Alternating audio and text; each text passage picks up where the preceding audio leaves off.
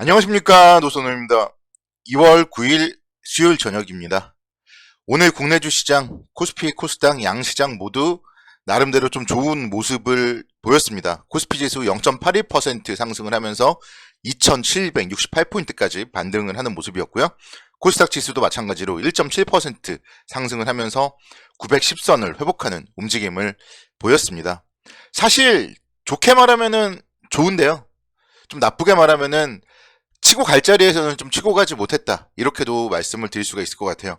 내일이 옵션 만기일인데 좀 그런 영향도 받지 않았나 생각이 들고요. 그러니까 이번 주는 제가 계속 말씀드렸던 그런 흐름, 변동성은 있지만 결국은 좀 제자리인 그런 모습이 오늘 또 나타났다, 이렇게 말씀을 드릴 수가 있겠습니다. 미국 시장부터 살펴보고 오도록 하겠습니다.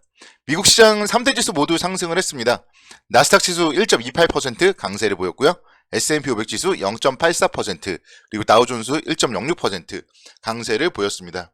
개별 기업들의 실적들이 좀 긍정적인 호재로서 작용을 했고, 또 글로벌 리오프닝에 대한 기대감에 리오프닝 관련주들이 연일 강세를 보이는 모습을 보였습니다.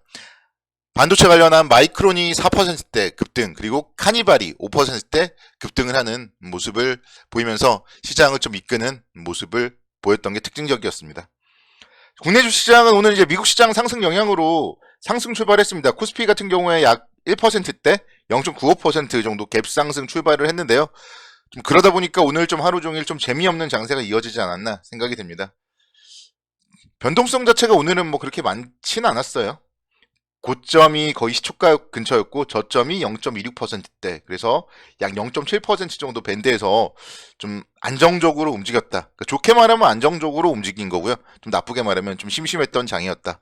결국은 또 아래 꼬리를 달아주면서 시가와 종가는 뭐 0.2%도 차이가 나지 않은 그런 모습으로 마감을 했습니다. 결국 그러니까 오늘도 마찬가지로 옵션 시장에서 뭔가 더 오르겠구나, 또는 갭 상승했으니까 많이 내리겠구나, 이렇게 베팅을 하면 둘 다 실패라는 거예요. 지금 계속적으로 말씀드리지만 변동성을 노리는 투자가 오히려 위험한 그런 이번 옵션 만기일이에요. 내일이 이제 옵션 만기일인데 또 사실 3일 동안에 뭐 이런 움직임을 보여줬기 때문에 내일 어떻게 움직임을 보일지는 모르죠.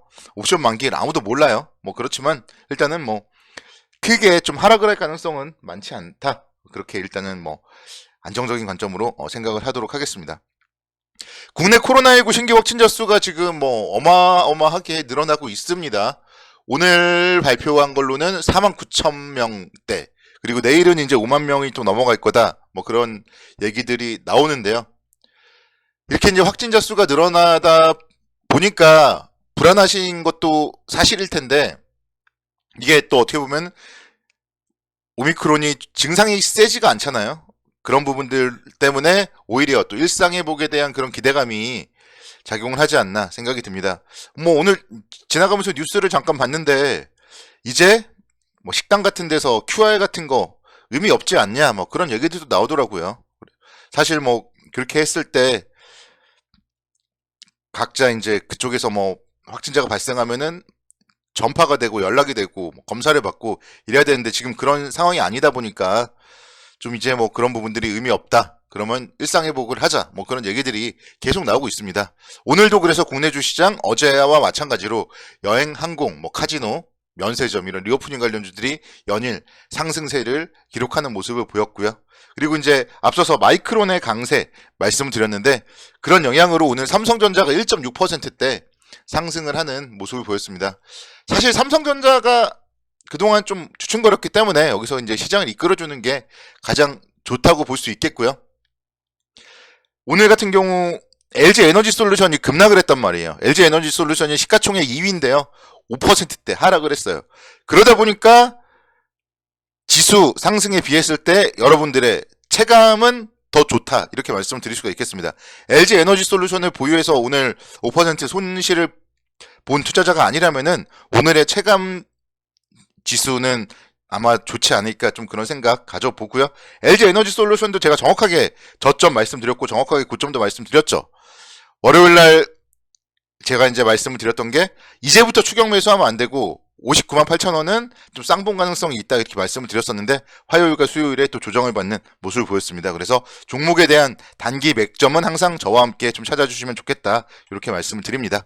SK 하이닉스 뭔가 좀 아쉬운 종목이에요. 아침에 12만 8천 원대까지 강세를 보였는데 조금 음봉으로 마감을 했던 게 좀 아쉽지만 그래도 지금 가장 좀 기술적으로 좋은 움직임은 21선 위에서 이렇게 안정적인 그런 움직임을 보여주고 있다.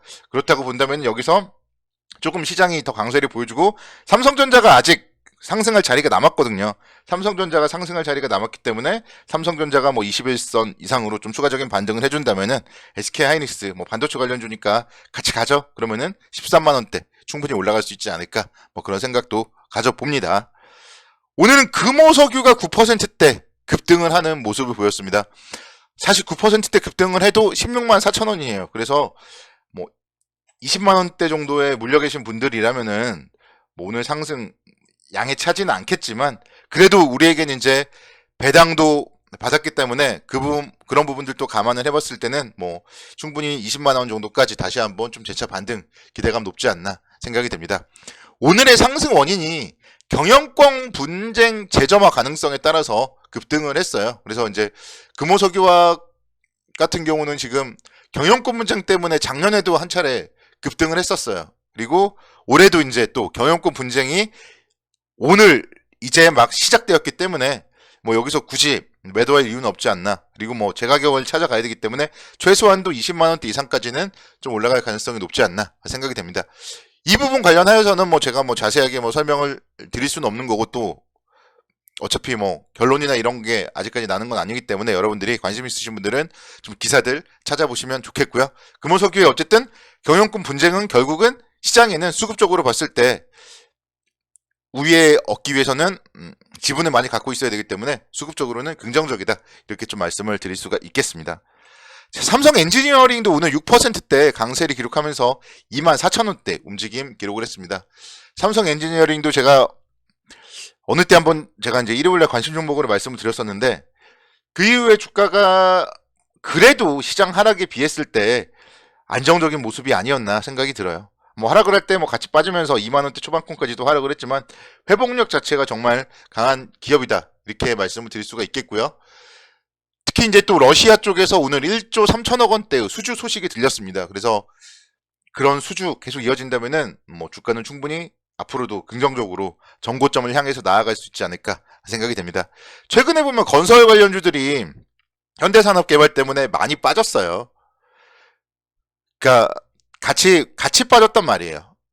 빠질 이유가 없는데 빠진 건설업종들이 많아서 건설주들이 좀 저평가된 기업들이 많은 점도 여러분들이 좀 잘 참고해 보시면 좋을 것 같고요. 그 중에서 제가 봤을 때 좀 정말 탑픽은 삼성 엔지니어링이 아닌가 뭐 그런 생각 가져봅니다. 포스코도 오랜만에 좋았죠. 5.6%대 강세를 보이면서 28만 원대 움직임 기록을 했습니다. 철강주들 뭐 전반적으로 좋았는데요. 후판 가격 인상에 대한 기대감이 호재로서 작용을 했습니다. 2월에 유통할 후판 가격을 톤당 2만 원에서 3만 원 정도 인상하겠다. 뭐 그런 얘기들이 나왔어요. 그래서 그런 부분들이 긍정적이었고요. 현대제철 또한 비슷한 수준의 가격 인상을 계획하고 있는 것으로 알려졌고 그렇기 때문에 철강업종 앞으로도 계속적으로 관심 섹터로서 살펴봐야 된다. 그렇게 말씀드립니다. 저는 철강주는 현대제철이 탑픽이라고 봐요. 현대제철 지난번에 이제 설 연휴 끝나고 나서 제가 말씀드렸는데 안정적으로 움직이고 있죠. 뭐 아직까지 시세를 나는 게 아니기 때문에요. 계속 쌉니다. 4만 원대 초반권까지. 현대제철을 오히려 포스코보다는 탑픽으로 놓고 좀 4만 원대 초반권까지는 적극적으로 좀 공략하면 어떨까 그런 생각 가져봅니다. KB금융도 볼게요. KB금융 오늘 신고가를 냈습니다. 오늘 5%대 강세를 보이면서 6만 3천 원대 신고가를 기록했어요. 미국 국채 수익률 상승 영향 또 국내에서도 계속적으로 금리 인상 뭐 얘기들이 나오다 보니까 신고가를 냈고 그러니까 이런 기업들 1월 달에도 신고가를 냈다가 시장이 빠질 때 이제 같이 하락을 했단 말이에요. 그리고 나서 또다시 상승을 할 때 강한 종목 여러분들이 볼 때는 그러니까 이런 종목들을 잘 체크해 놓고 있다가 다음에 시장이 조정받을 때 이런 종목들을 잡아내셔야 됩니다. 어쨌든 금리 인상은 추세기 때문에요. 실적이 좋고 그런 부분들을 감안을 해봤을 때 정말 다음에 또 조정을 받았을 때 1월 말 같을 때 KB금융 같은 기업들 용기 있게 매수하시기를 바라겠습니다. 자, 오늘도 수고 많으셨습니다. 내일도 힘내시고 성호투자를 기원하겠습니다. 감사합니다.